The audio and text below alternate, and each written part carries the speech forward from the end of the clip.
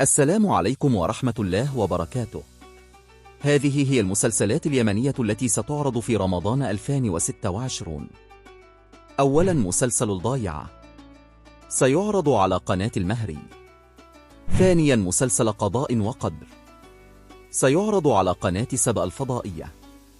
ثالثا، مسلسل وتر الخيوط سيعرض على قناة ريف اليمن. رابعا، مسلسل العهد البديل لمسلسل أواب سيعرض على قناة المسيرة وعلى قناة العرض الأول على اليوتيوب.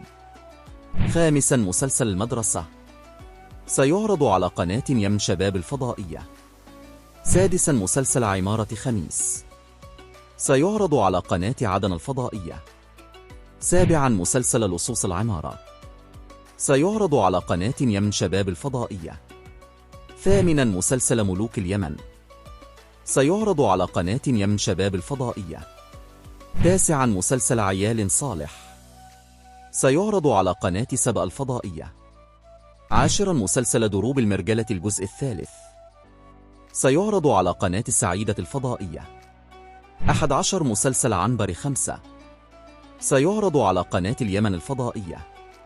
12، مسلسل درامي للفنان نوفل البعداني سيعرض على قناة سهيل الفضائية. 13، مسلسل من إنتاج شركة الحسام لم تحدد قناة العرض.